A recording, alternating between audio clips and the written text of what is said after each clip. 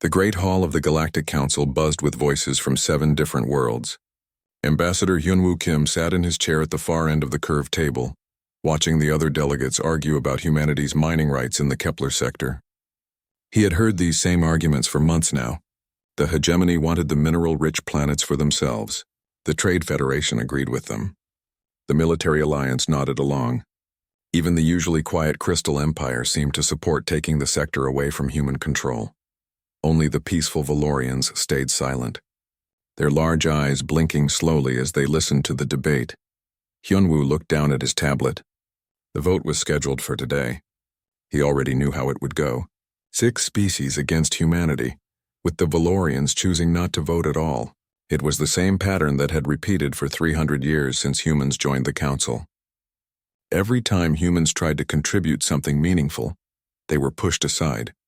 Every time they offered help, they were ignored. Every time they asked for fair treatment, they were told to be patient. The human colonies in Kepler have shown poor management of these valuable resources, Chancellor Vextar of the Hegemony was saying. His voice boomed across the hall through the translation device. These worlds would be better served under proper hegemony oversight. Hyunwoo almost laughed. Poor management? The human colonies in Kepler had increased mineral output by 400%, while maintaining perfect environmental standards. They had shared their techniques freely with other species.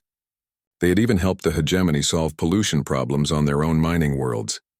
Ambassador Kim, the council speaker called. Do you wish to respond before we vote? Hyunwoo stood slowly. Around the hall, the other delegates barely looked at him. Some were already checking their personal devices, bored by what they expected to be another weak human protest. Thank you, Speaker, Hyunwoo said calmly. I do have something to say. He walked to the center of the hall where a small platform allowed him to address all the delegates. The hall grew quiet, but not from respect. The other species simply wanted to get this over with so they could move on to more important business. 300 years ago, Hyunwoo began, humanity came to this council with hope. We believed that working together, all our species could build something better than any of us could create alone. We offered our knowledge freely. We shared our discoveries without asking for payment. We helped solve problems on worlds we had never even visited. Some delegates shifted in their seats. The hegemony chancellor looked annoyed. We asked only for fair treatment, Hyunwoo continued. We asked to be heard when we spoke. We asked for our contributions to be recognized. Instead, we have been treated as junior partners in our own galaxy. Our voices have been ignored. Our achievements have been dismissed. Our rights have been slowly taken away. Is there a point to this speech? Chancellor Vextar interrupted. We have important business to conduct. Hyunwoo smiled sadly. Yes, Chancellor, there is a point. Today you will vote to take away humanity's rights in the Kepler sector. We know this because you have already decided, just as you decided to exclude us from the trade negotiations last year, just as you decided our research was not worth funding the year before that. He paused and looked around the hall. For the first time, some delegates were actually paying attention. We came in peace, Hyunwoo said quietly. We offered our knowledge freely. We were met with condescension and dismissed as unimportant. So today, I have come to deliver humanity's final message to this council. The hall became very quiet now. Even Chancellor Vextar was listening. Effective immediately, humanity withdraws from the Galactic Council. We resign our membership. We will no longer participate in your debates or follow your decisions. We will no longer share our research or provide our assistance. We will take our people and our knowledge and find our own path among the stars. The silence that followed was complete. Then Chancellor Vextar began to laugh. You cannot be serious, he said. Where will you go? What will you do without the Council's protection and trade agreements? You will come crawling back within a year. Hyunwoo shook his head. We will not be coming back, Chancellor. We have learned everything we needed to learn from our time here. Thank you for the lesson in galactic politics. He walked back to his seat, gathered his few personal items, and headed for the exit. As he reached the door, the Valorian delegate spoke for the first time in months.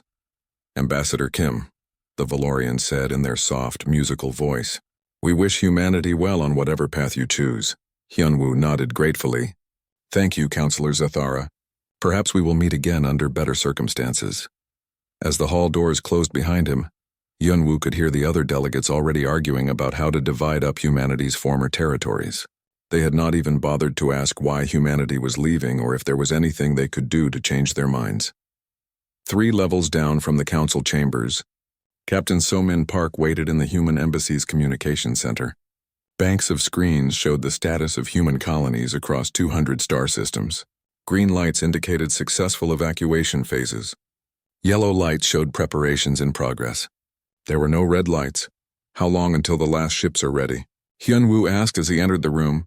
18 hours, So-Min replied. The colony on Kepler 7 is taking a bit longer because they want to finish harvesting their medical research. Crops, Dr. Jae-ho says the seeds, could help develop new treatments for the Valorian bone disease, Hyun-woo nodded. Even while leaving, humans were thinking about how to help others. And the infrastructure? All human-built stations have been cleaned and secured. We left detailed maintenance manuals for anything that might affect other species. The navigation beacons, the communication relays, the trade station computers. Everything has instructions in case they need repairs. Young communications officer Tae-Yang Choi looked up from his console. Sir, the council is trying to contact us.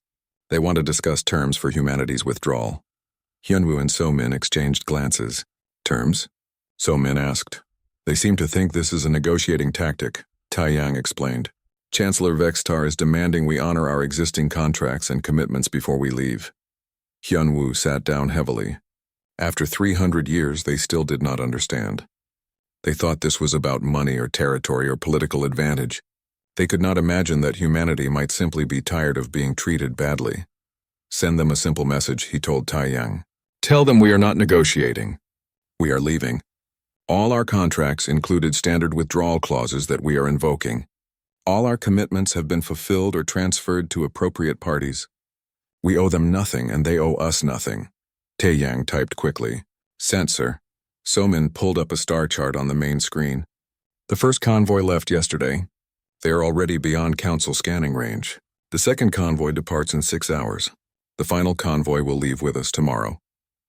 The evacuation had been planned for over a year, ever since it became clear that the council would never treat humanity as equal partners.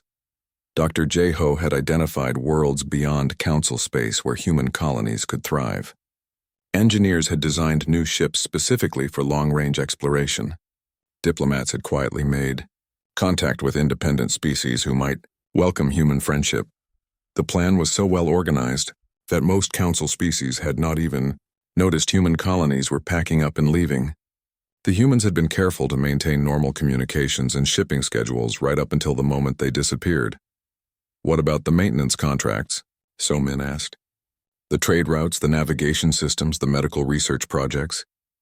We completed everything we promised to complete, Hyun-woo said. We left detailed instructions for everything else. If they follow our procedures, most systems should work fine for several years. After that, he shrugged. They will have to figure it out themselves. Tae-Yang's console beeped. Sir, we are getting priority messages from human colonies across the galaxy. They are all reporting successful departures. Kepler 7 says they will be ready in 16 hours. Hyun-woo smiled for the first time in months. Good, what about our friends? The Valorians sent a private message wishing us luck, Tae-Yang reported. They also asked if we would be willing to maintain our medical research partnership outside of council oversight. Send them our new communication codes, Hyun-woo decided. If they want to work with us as equals, we are happy to continue helping with their bone disease research. The next morning, Captain So-Min stood on the bridge of the human fleet's command ship as it prepared to leave council space forever. Behind them, 60 ships carried the last human settlers from council worlds. Ahead lay unknown stars and unlimited possibilities. Final systems check complete, her navigator reported. All ships ready for jump. So-Min looked at the communication console. Any last messages from the council? They are demanding we return for negotiations, the communications officer said. Chancellor Vexatar says they will consider granting humanity a seat on the Economic Planning Committee if we return immediately. So-Min almost laughed. They still thought this was about politics. They still believed they could buy humanity's loyalty with meaningless titles and MP. 6 months had passed since humanity left the Galactic Council, and Chancellor Vextar was beginning to feel annoyed. Not worried, just annoyed. Small problems kept appearing across council space, and his subordinates kept bringing them to his attention as if they were important. The latest report sat on his desk, filled with complaints from various departments, trade route delays, technical failures on space stations, minor security issues in outer sectors, nothing that could not be handled with proper management. But the constant stream of problems was becoming tiresome. "Sir?" His aide entered the office carrying another data pad. "The Navigation Guild is requesting additional funding for beacon maintenance. They say several of the outer route markers are experiencing technical difficulties." Vextar waved dismissively. "How much additional funding?" 40% increase, sir. They claim the maintenance procedures are more complex than previously estimated." "Ridiculous. Tell them to manage with their current budget. These are simple navigation beacons, not military battleships." What Vextar did not know was that those simple navigation beacons had been designed and maintained by human engineer Minho Seo for over 20 years. Minho had created an elegant system that required minimal maintenance while providing maximum reliability. The beacons used advanced power management systems and self-repairing circuits that Minho had developed himself. The problem was that Minho had taken his knowledge with him when humanity left. The technical manuals he had left behind explained how to perform basic maintenance, but they could not replace decades of experience and intuitive understanding of the systems. On Navigation Station Alpha 7, Chief Engineer Colseth of the Trade Federation stared at a malfunctioning beacon control panel. Red warning lights blinked across the display, indicating problems with 17 different beacon arrays along the outer rim trade routes. "Have you tried following the maintenance procedures?" asked his assistant. "Of course I have tried following the procedures," Colseth snapped. "The procedures say to replace the quantum resonance stabilizer if the power output drops below 80%. But the stabilizer looks fine, and replacing it did not fix the problem." What the procedures did not explain was that Minho had discovered the quantum resonance stabilizers could be recalibrated instead of replaced, saving both time and expensive components. But Minho had never written down this trick because he had planned to train other engineers personally. The council had never given him permission to hire human assistants, and the other species had shown no interest in learning human engineering techniques. Now ships were getting lost in hyperspace because their navigation systems could not connect to the failing beacons. Trade convoys were arriving days behind schedule. Some smaller vessels had stopped using the outer routes entirely, afraid of becoming stranded in deep space. On the agricultural world of Fertile Valley, Farmer Brentok was watching his grain crops turn yellow and die. This was supposed to be the most productive farming planet in council space, capable of feeding 3 entire star systems. Instead, his harvest would be 40% smaller than last year. "The soil samples show adequate nutrients," his agricultural advisor reported. "The weather has been normal. The irrigation systems are functioning properly. I do not understand why the crops are failing." Brentok did not know that the farming techniques on Fertile Valley had been developed by human agricultural specialist Dayun Jung. Dayun had spent 15 years studying the planet's unique soil composition and developing crop rotation methods that maximized yield while maintaining soil health. The techniques looked simple in the instruction manuals Dayun had left behind. Plant grain in spring, rotate with legumes in summer, allow fields to rest in winter. But the manuals could not explain the subtle signs Dayun had learned to recognize. The way the soil color changed when certain nutrients were depleted, the specific timing for planting that depended on tiny variations in seasonal weather patterns, the careful balance of crop varieties that kept the soil ecosystem healthy. Dayun had tried to teach these techniques to local farmers, but they had dismissed her methods as unnecessarily complicated. They preferred their traditional approaches and saw no reason to learn from humans. Now, without Dayun's guidance, they were reverting to farming methods that slowly depleted the soil. In the mining sector that had once been humanity's responsibility, production was dropping steadily. The hegemony had taken control of the Kepler mining worlds, confident that they could manage the operations more efficiently than humans ever could. "Production is down 18% this quarter," reported mining director Vashitar. "We are having difficulty with the extraction equipment." "What kind of difficulty?" Chancellor Vextar asked during their weekly briefing. "The equipment keeps breaking down. The human-designed systems seem to require constant adjustments that are not covered in the maintenance manuals. Our engineers are spending more time repairing machines than operating them." Chancellor Vexitar frowned. "Are our engineers incompetent?" No, sir. They are skilled professionals. But these human systems work differently than our traditional equipment. They are more efficient when they work properly, but they seem to require specialized knowledge to maintain. What neither of them understood was that human mining engineer J-Ho Lee had designed those systems to be incredibly efficient but also incredibly precise. The equipment could extract ore with minimal environmental damage while maximizing yield, but it required constant small adjustments based on changing geological conditions. J-Ho had programmed the systems to alert operators when adjustments were needed, but the alerts were calibrated for human operators who understood the underlying principles. The hegemony engineers saw the alerts as random error messages and ignored them, leading to equipment failures and reduced efficiency. In the security sector, Admiral Krendar of the Military Alliance was dealing with a surge in pirate activity. Ships were being attacked along routes that had been peaceful for decades. Cargo vessels were being hijacked. Passenger transports were afraid to travel without military escorts. "Where are these pirates coming from?" he demanded during a strategy meeting. "They appear to be using previously abandoned bases in the dead zone sectors," his intelligence officer reported. "These areas have been uninhabited for years, but now they show signs of activity." "What changed? Why are they active now?" The intelligence officer hesitated. "Sir, these sectors were previously patrolled by human security forces. Small, fast ships that maintained a regular presence in the area. The pirates may have been waiting for those patrols to end." Admiral Krendar felt a moment of unease but quickly dismissed it. "Then we will establish our own patrols." How difficult can it be to maintain security in empty space? What Admiral Krendar did not realize was that human security expert Q Jin Yoon had developed the patrol strategies over many years of studying pirate behavior. Q Jin understood that pirates were like scavengers. They moved into areas where they sensed weakness or absence of authority. The human patrols had not just been random security sweeps. They had been carefully planned to create the impression of constant surveillance while using minimal resources. Q Jin had identified key patrol routes that maximized visibility while covering the largest possible area. He had developed relationships with local traders who provided intelligence about suspicious activity. Now, without Q Jin's strategic understanding, the military alliance was trying to patrol the same areas using traditional methods. They sent large, heavily armed ships on predictable routes. The pirates simply watched the patterns, waited for the patrol ships to pass, and then moved in to attack civilian vessels. On the peaceful world of harmony, the Valorians were holding their own discussions about humanity's departure.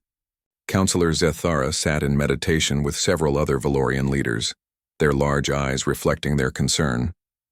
"The humans have maintained contact with us," reported Ambassador Welsina. "They continue to share medical research that helps with our bone disease. But they refuse to return to Council space or participate in any Council activities." "What is the Council's attitude toward the problems that have emerged?" Zethara asked. "Chancellor Vextar insists these are temporary adjustment problems. He says the Council is stronger without human interference. The other species seem to agree with him." Zethara closed her eyes in thought. The Valorians had been observing galactic politics for centuries.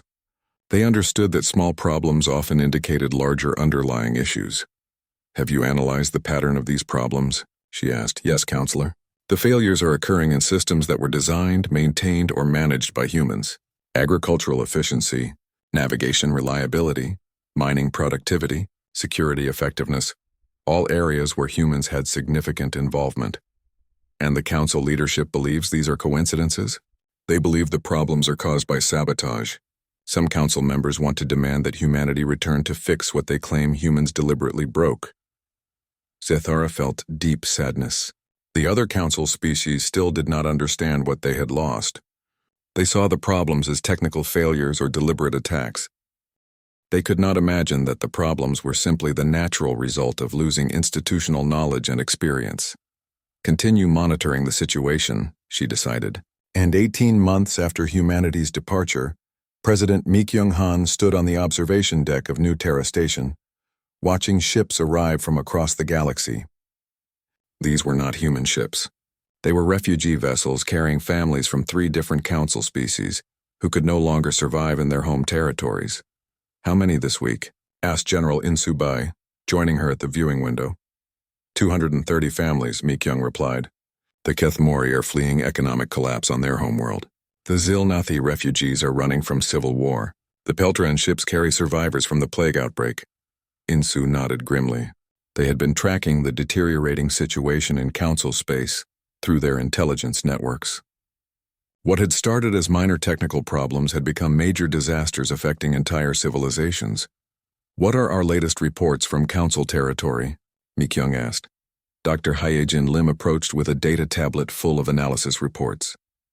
The situation is much worse than the Council leadership admits publicly.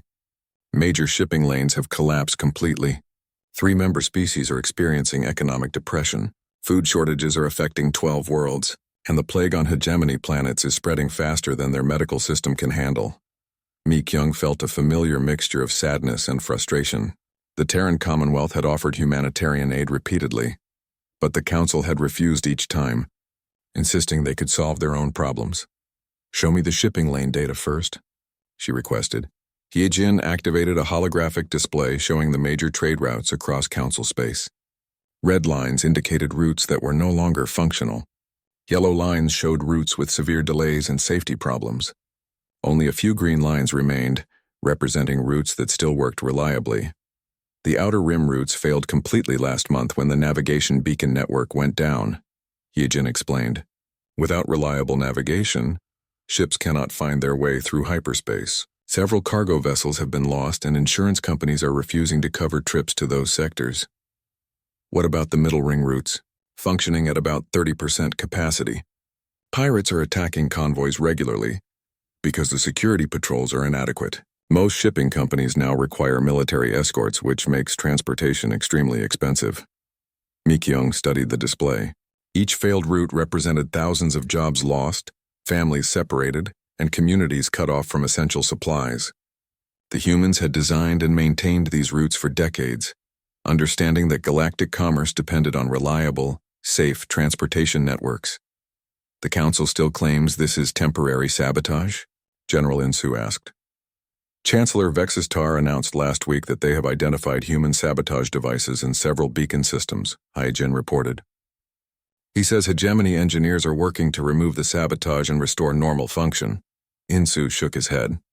There are no sabotage devices. The beacon systems are failing because nobody knows how to maintain them properly. They had reviewed the technical manuals that human engineers had left behind. The manuals were detailed and accurate, but they could not replace years of hands-on experience.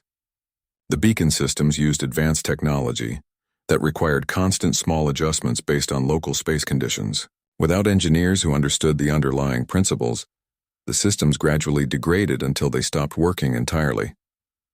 What about the economic situation? Mi-kyung asked. Hyejin switched to financial data. 3 Council species are in severe economic crisis. The Trade Federation's economy has contracted by 40% because their shipping costs have tripled. The Crystal Empire is struggling because their primary export routes are no longer accessible. The Agricultural Worlds Consortium cannot get their products to market reliably. The economic problems were interconnected and self-reinforcing. Higher shipping costs meant higher prices for goods. Higher prices meant reduced demand. Reduced demand meant lower production. Lower production meant fewer jobs. Fewer jobs meant less money to spend on goods, creating a downward spiral that was becoming impossible to stop. The humans were more integrated into Council economics than anyone realized. Insu observed. They were not just participants, Hyejin agreed. They were essential infrastructure. Human traders provided reliable shipping services. Human engineers maintained the transportation networks. Human agricultural specialists helped optimize food production. Human financial experts managed complex trade relationships. When they left, they took the knowledge and relationships that held the system together. Mi-kyung turned to a new display showing refugee movement patterns. And people are fleeing the chaos. Not just individuals, Insu reported. Entire colonies are requesting permission to leave Council space. Some want to join us in the Commonwealth. Others are seeking independent status. The Council is losing population and productive capacity every week. The Commonwealth had grown significantly since humanity's departure. 47 non-Council species had joined the alliance, attracted by its principles of equality and mutual respect. The Commonwealth economy was thriving because it was built on voluntary cooperation rather than political dominance. What is our response to the latest refugee groups? Mi-kyung asked. Same as always, Insu replied. We provide humanitarian assistance to anyone who needs it, regardless of their species or political status. We offer Commonwealth membership to groups that share our values. We do not ask for anything in return. This policy had been controversial among some Commonwealth members who felt humanity was being too generous with resources. But Mi-kyung believed it was essential to demonstrate that the Commonwealth represented a better way of organizing galactic civilization. Jin Woo-kang, the former Human Council liaison, entered the observation area carrying urgent communications. We have received a secret message from the Valorians, he announced. They are requesting immediate medical assistance. What kind of assistance? He-jin asked. The plague spreading through hegemony space has reached Valorian colonies. Their medical system cannot cope with the infection rate. They need access to human antiviral research that could help develop a treatment. Mi-kyung felt a chill. The plague had started on hegemony mining worlds 3 months ago. It appeared to be a mutated version of a common respiratory virus, but it was far more aggressive than the original strain. Hegemony medical facilities were overwhelmed, and the infection was spreading to other species. Do we have research that could help? She asked. Yes, Ye-jin confirmed. Dr. Wu Sung developed broad-spectrum antiviral compounds that should be effective against this type of mutation. But we need viral samples to confirm compatibility and determine proper dosages. The Valorians can provide samples. Jin Woo nodded. They are willing to share medical data in exchange for our research assistance. But they want the cooperation to remain secret. They cannot afford to anger the Council by openly working with us. This was exactly the kind of situation Mi-kyung had hoped to avoid. The Commonwealth had superior medical technology that could save lives, but political barriers prevented them from helping openly. Approve the medical cooperation, she decided. Provide whatever assistance the Valorians need. If other species request help with the plague, we will help them too, regardless of politics. Even if the Council officially opposes our involvement, Insu asked, especially then. We will not allow people to die because their leaders are too proud to accept help. Meanwhile, on the hegemony capital world, Chancellor Vexitar was dealing with his own cascading crisis. Medical facilities were running out of supplies. Agricultural production was falling because farm workers were getting sick. Industrial output was dropping because factories could not maintain full staffing levels.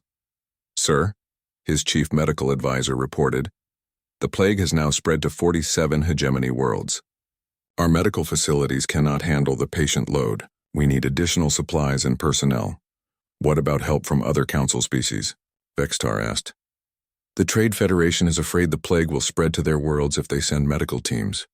The Crystal Empire has offered limited supply assistance but no personnel. The Military Alliance says this is not a military matter. Vexitar felt anger rising. When the hegemony had been strong, other species had been eager to curry favor. Now that they needed help, everyone found excuses to avoid involvement. What about non-council sources? He asked reluctantly. Sir, there are reports that the humans have developed effective antiviral treatments. The Commonwealth has been providing medical assistance to refugee populations, and their treatment success rates are much higher than ours. Vexitar's anger flared. We will not beg for help from the species we expelled from the Council. Find another solution. Sir, with respect, we may not have another solution. Our medical research facilities are operating beyond capacity. Our supply chains are disrupted. Our personnel are exhausted. Without outside assistance, the plague could spread to every hegemony world. The truth was that hegemony medical research had always depended on human collaboration. Human scientists had provided crucial insights into viral genetics and treatment. D. 3 years after humanity's departure, the Galactic Council was falling apart. Chancellor Vexitar stood in his office looking at reports that would have been unthinkable just a few years ago. The Trade Federation had formally withdrawn from the Council last month, citing irreconcilable differences in crisis management. The Agricultural Worlds Consortium had followed them 2 weeks later. Sir, his aide entered nervously, we have received another withdrawal notice. The Crystal Empire is officially leaving the Council effective immediately. Vexitar crumpled the document without reading it. Half the Council was gone and the remaining members were barely holding their territories together. The economic collapse had become so severe that entire star systems were declaring independence rather than wait for council assistance that never came. "What about our attempts to locate the human colonies?" he asked. "No success, sir. Our scout ships have explored over 300 systems beyond council space. We have found evidence of human activity in several locations but no active colonies. It appears they evacuate each location before our ships arrive." Vextar felt a moment of unease. How were the humans detecting council scout ships from such distances? Their ships were using the most advanced stealth technology available, yet somehow the humans always seemed to know they were coming. On the bridge of the Commonwealth intelligence vessel Silent Guardian, Director Yunbi Cho watched another council scout ship retreat from the edge of Commonwealth space. The ship had been detected 3 days ago when it entered the outer sensor network that surrounded human territory. "That is the 15th council probe this month," reported her sensor officer. "They are becoming more desperate in their search patterns." "Any signs they detected our monitoring systems?" Yunbi asked. "No, Director. They have no idea we are tracking their movements. Their sensor technology is at least 20 years behind ours." Yunbi smiled grimly. The council had always assumed that human technology was inferior because humans rarely displayed their most advanced capabilities. In reality, humanity had been quietly developing far superior systems while letting other species believe they were technologically backward. "Continue monitoring their activities," she ordered, "and make sure our colonies receive advance warning of any council approach." The truth was that humanity had never been the weak junior partner the council believed them to be. They had possessed advanced military technology, superior intelligence capabilities, and more efficient economic systems for decades, but they had chosen to keep these advantages secret, hoping to build genuine partnerships based on mutual respect rather than fear. Now, with the council actively hunting for human colonies, those hidden capabilities were becoming necessary for survival. Admiral Young-Soo Shin commanded the Commonwealth Defense Fleet from his flagship, the vessel New Horizon. His fleet consisted of 200 ships that were far more advanced than anything in council space. The ships used propulsion systems that were twice as fast as council vessels, weapons that were 3 times more powerful, and defensive shields that could withstand attacks that would destroy traditional warships. "Admiral," his communications officer reported, "we are receiving a priority message from Commonwealth High Command. A council military force is approaching the Kepler Delta system." Young-Soo studied the tactical display. 12 council warships were moving toward one of the newer Commonwealth colonies. The colony had 3,000 settlers, including many refugees from former council space. "What is the composition of the council force?" he asked. 8 heavy cruisers, 3 destroyers, and 1 command ship. They appear to be military alliance vessels under hegemony command. Young-Soo considered his options. The council force was clearly planning to demand the return of their former citizens, probably hoping to force the Commonwealth into negotiations. They had no idea what they were about to encounter. "Deploy Squadron 7 to intercept," he ordered. "Rules of engagement are defensive only unless they attack civilians." 6 Commonwealth ships moved to intercept the council force. To the council commanders, it probably looked like a token resistance. 6 small ships against 12 larger ones. They had no way of knowing that each Commonwealth ship was individually more powerful than their entire fleet combined. On the council command ship, Admiral Krendar felt confident as he approached the human colony. His intelligence reports indicated that humanity had abandoned most of their military infrastructure when they left council space. These few ships would either surrender or be quickly destroyed. "Open communications with the human vessels," he ordered. The face that appeared on his screen was calm and professional. "This is Commander Dalho Kim of the Commonwealth Defense Force. You are approaching Commonwealth territory without authorization. Please state your intentions."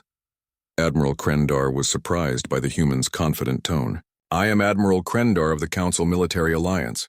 We are here to repatriate Council citizens who have been illegally detained by human forces. Surrender immediately, and we will not harm your vessels." Commander Dalho's expression did not change. "Admiral, there are no Council citizens in this system. All residents here came voluntarily and have formally requested Commonwealth protection. You are not authorized to enter this territory." "We will determine who belongs here," Krendar replied angrily. "Move aside or we will move you aside." "I cannot permit that, Admiral. Please withdraw your ships or we will be forced to defend ourselves." Krendar almost laughed. 6 small human ships against his powerful fleet? You have 30 seconds to move or we will open fire. Commander Dalho sighed. Admiral, you are making a serious mistake. Final warning. Withdraw your ships immediately. Krendar cut the communication and turned to his weapons officer. Target the lead human ship. Fire when ready. The Council ships opened fire with everything they had. Energy beams and missile volleys that could destroy a space station, concentrated on the Commonwealth vessels. When the weapons fire cleared, Krendar expected to see debris floating in space. Instead, all 6 human ships remained intact. Their defensive shields had absorbed the entire attack without even flickering. Impossible, Krendar whispered. No ship can withstand that much firepower. Commander Dalho's voice came over the communications channel again. Admiral, that was your one free shot. Any further aggressive action will be met with appropriate response. Krendar was too shocked to reply immediately. His most powerful weapons had done absolutely nothing to the human ships. How was that possible? Sir? His sensor officer reported nervously. The human ships are powering up weapon systems I have never seen before. The energy readings are off our measurement scale. Before Krendar could respond, the Commonwealth ships fired. Not to destroy, but to disable. Precise energy beams struck the Council ships' weapon systems and engines, leaving them defenseless and unable to maneuver. In less than 10 seconds, Krendar's entire fleet had been neutralized without a single casualty. Admiral, Commander Dalho said calmly, your ships have been disabled but not destroyed. Your crews are unharmed.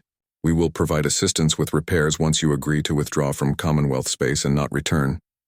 Krendar stared at his control panels in disbelief. Systems that had been functioning perfectly moments ago were now completely offline. The humans had demonstrated technical capabilities that were decades ahead of anything the Council possessed. How? He asked weakly. Admiral, humanity never claimed to be militarily weak. We simply chose not to demonstrate our capabilities unless necessary. Today you made it necessary.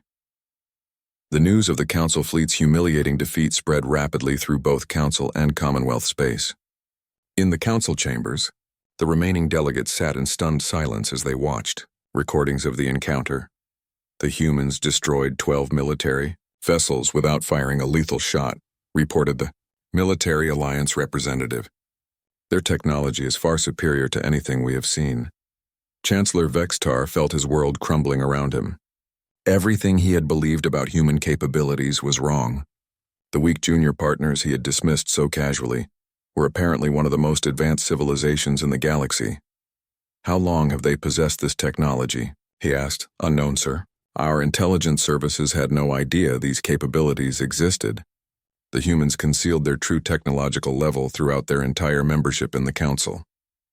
For the first time, Vextar began to understand the magnitude of what the Council had lost. They had not just expelled a minor partner species. They had driven away the most advanced civilization in known space, a civilization that had been voluntarily sharing their knowledge and expertise for 3 centuries. Meanwhile, at the neutral trading station of Crossroads Station, Ambassador Sung Ho-Oh was preparing for a meeting that would change the galaxy forever. He had been authorized by President Mi Kyung-han to make an offer to the Council, but it was not the offer they were expecting. Sir, his aide reported, representatives from 4 Council species have arrived. They are requesting immediate negotiations for humanity's return to the Council. Sung-ho nodded. Show them to Conference Room Alpha, and make sure they understand that this is not a negotiation. We are making a humanitarian offer.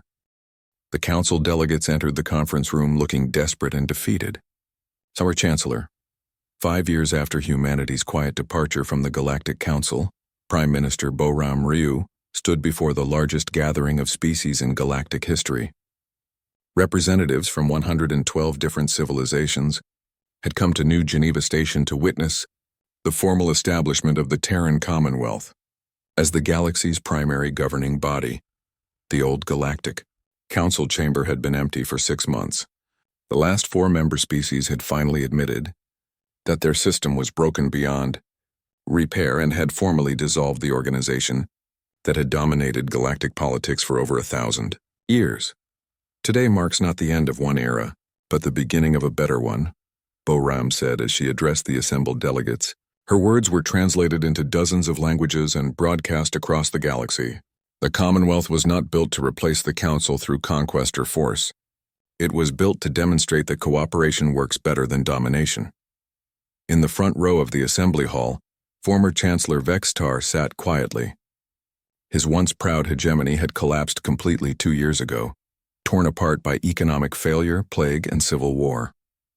He was now a refugee, dependent on Commonwealth humanitarian aid for his survival. The irony was not lost on him.